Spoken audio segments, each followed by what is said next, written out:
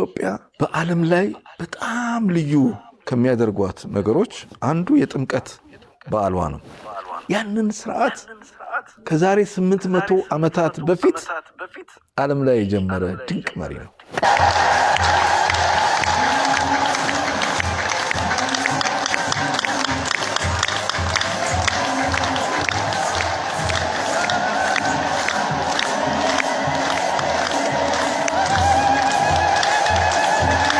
አሁንም ድረስ ያሉ የዓለም የኪነ ጥበብ ጠበብቶች ቢፈትሹ ቢያጠኑት እንዴት እንደተሰራ የማያውቁት እዛች በ10 አብያተ ክርስቲያናት ውስጥ አስቀመጠው።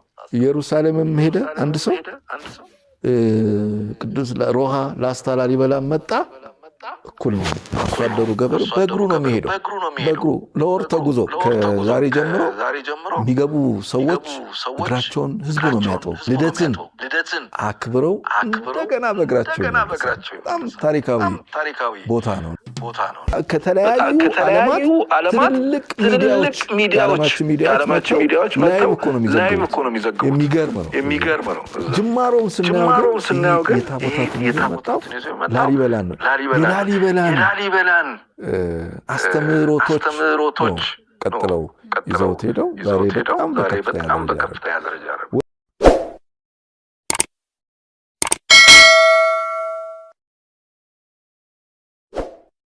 ወደ ገናው ስንመጣ ደግሞ አሁንም ቅዱስ ላሊበላ በኢትዮጵያ ኦርቶዶክስ ተዋሕዶ ቤተክርስቲያን ውስጥ በዓለም ላይ በጣም የተለየ ሰው። ለምሳሌ 12 ዓመታት ያህል ወደ ኢየሩሳሌም እስራኤል ሀገር ሄዶ ኖሯል። የዛሬ 900 ዓመት አካባቢ ቅዱስ ላሊበላ ተሰደው ሄዶ እዛ በሚኖርበት ሰዓት እንግዲህ ያች ቅድስት ሀገር ከተለያዩ ዓለማት የተለያዩ ፈላስፎች የተለያዩ ሰዎች ይመጣሉ። ከብዙ ሰዎች ጋር ተገናኝቷል። ከዛ ወደ ሀገሩ ኢትዮጵያ ሲመጣ ያየው ነገር እንግዲህ እሱ የነገስታት የዛጉዌ ዳይናስቲ የሰብ ልጅ ነው አንዱ ነው እና ወደ ኢትዮጵያ ሲመጣ ብዙ ሰዎች ከኢትዮጵያ ወደ ኢየሩሳሌም ገናን ለማክበር ልደት ለማክበር በእግራቸው ሄደው ወራት ተጉዘው ከዛ ልደትን አክብረው እስከሚመጡ ድረስ ብዙ ሰው ይሞታል። ከሄዱት ውስጥ ከ50 በመቶ በላይ ይሞታል። ምን ነው የሚገድለው? አንደኛ በረሃው በእግር ነው የሚሄደው። በረሃው ድካሙ፣ ዘራፊው አለ፣ የተለያዩ ችግሮች አሉ። ብዙ ሰው ኢትዮጵያን ይሞታል። ስለዚህ ቅዱስ ላሊበላ ኢየሩሳሌምም ተብሏል ያቃታል። የህዝቡን ሞት፣ ስደት፣ መከራ ለመታደግ ትልቅ ፍልስፍና ዳግማዊት ኢየሩሳሌም በኢትዮጵያ ውስጥ ፕሮጀክት ትልቅ ፕሮጀክት እና ከአንድ አለት ካለምንም ስህተት 10 አብያተ ክርስቲያናትን ሲሰራ አብዛኛው ነገር ከኢየሩሳሌም ስሞችን ኢየሩሳሌምን እንዲያስብ የክርስትና ማዕከል ኢየሱስ ክርስቶስ የተወለደባትን ቦታ ቤተልሔምን እንዲያስብ የተሰቀለበትን ቀራንዮ እንዲያስብ የማርያምን የቅዱሳትን ታሪክ የመላእክትን ታሪክ እዛች በ10 አብያተ ክርስቲያናት ውስጥ አስቀመጠው።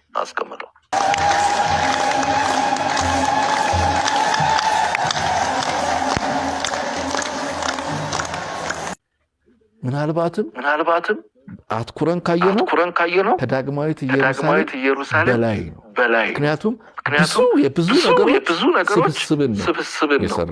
ስለዚህ አንድ ሰው ጌታ ምን ብሎታል ነው የሚባለው። በቃ ኢየሩሳሌምም ሄደ አንድ ሰው ሮሃ ላስታ ላሊበላ መጣ። እኩል ነው።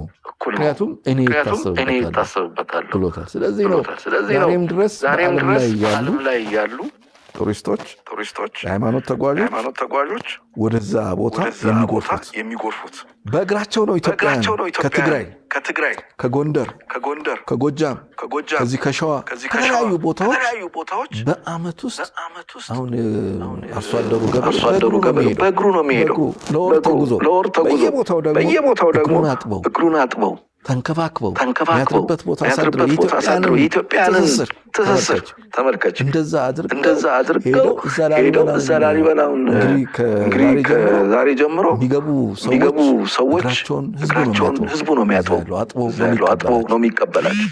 ተንከባክበው ጸልየው ምን ብለው ልደትን አክብረው እንደገና በእግራቸው ይመለሳል። ታሪካዊ ቦታ ነውና ኢትዮጵያ ኦርቶዶክስ ተዋሕዶ ቤተክርስቲያን ውስጥ ቅዱስ እንደገና ደግሞ ንጉስ ሆኖ 40 ዓመት ነው የመራው። በ40 ዓመት ውስጥ ግብጾችን ለምሳሌ ያስገብር ነበር ቅዱስ ላሊበላ። ለምን አባይ ስለሚሄድ የኢትዮጵያን አፈር ይዞ ስለሚሄድ እገድባለሁ ይላቸዋል። ስለዚህ እንዳይገድብ ግብር ይገብሩ ነበር ግብጻውያን። ኢትዮጵያ በዘመኗ በሱ ጊዜ በውሃ ልኮ ያስገብር የነበረ በጣም ፓወርፉል የነበረ መሪ ነው። 40 ዓመት ነው የገዛ። በጣም ጠንካራ ሀገር መስርቷል። በጣም ብዙ አሁን ላሊበላ ኪነ ህንጻዎች አለ። በነገራችን ላይ ላሊበላ ከዛ ውጪ አሁን መስቀሎቹ ለምሳሌ የቅዱስ ላሊበላ መስቀል ይባላል። አፍሮ አይገባ የሚባለው መድኃኔዓለም ቤተ መድኃኔዓለም ውስጥ የሚገኘው እና እሱ ወደ 10 ኪሎ የሚመዝን ከተለያዩ የከበሩ የዓለም ማዕድናት የተሰራ አልማዝ አለው፣ ወርቅ አለው። በጣም እጅግ ውድ የሚባል። አሁን ያን እንዴት ተሰራ? የት ነው ፋብሪካው? ቅዱስ ላሊበላ ቤተ ክርስቲያናት ውስጥ በሙሉ አሁን ቤተ ማርያም ያሉትን ቅርሶች መስቀሎች ስታይ እንዴት ነው የተሰሩት?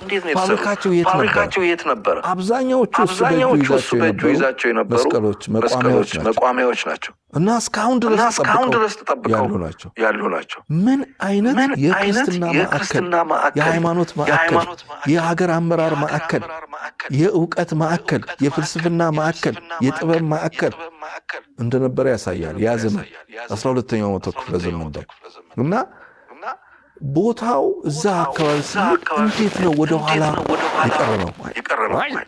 ይህ ሀገር የዛሬ 800-900 ዓመት እንዲህ አይነት ስራ የሰራ ዛሬ ወዴት ሄደ? ይህን ነው ማሰብ ይጠይቃሉ ፈረንጆቹ። አንዳንድ ፕሮፌሰር